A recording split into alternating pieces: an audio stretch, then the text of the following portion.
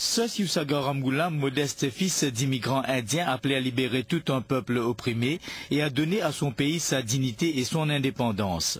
Un enfant du pays né avec le socialisme dans le sang, infatigable contre ceux qui exploitaient les pauvres et les travailleurs économiquement et politiquement. Cette démarche est de faire valoir les droits fondamentaux des travailleurs et de susciter l'éveil de la classe ouvrière aura été pour l'humaniste un travail de longue haleine.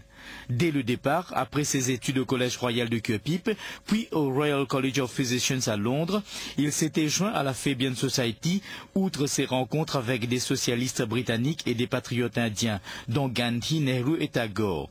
Influence déterminante car, à son retour à Maurice en 1935, il décida de mener une lutte sur plusieurs fronts. Il fit partie de l'Indian Cultural Association, fonda le journal Advance, écrivit pendant des années sur la démocratie, le socialisme, les droits humains et aussi sur les réformes constitutionnelles.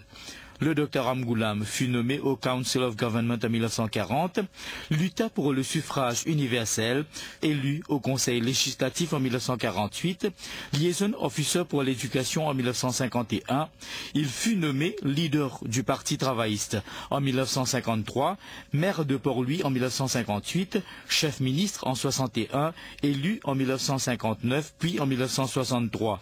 Sur fond de quête d'autonomie, travailla avec ses adversaires politiques en 1964 pour demander l'indépendance, participa en 1965 à la conférence constitutionnelle à Londres où fut acceptée la demande d'indépendance. Après les élections de 1967, le Dr Ramgoolam présentait une motion pour donner au pays son indépendance. C'était chose faite le 12 mars 1968. Sosiusaga Ramgoolam fut nommé premier ministre de Maurice, devenu enfin État souverain, fruit d'un engagement, d'une vision. T'encoué dans l'île Maurice, pas pour oublier travailler. 58 ans, l'Olali, l'histoire l'avait 36.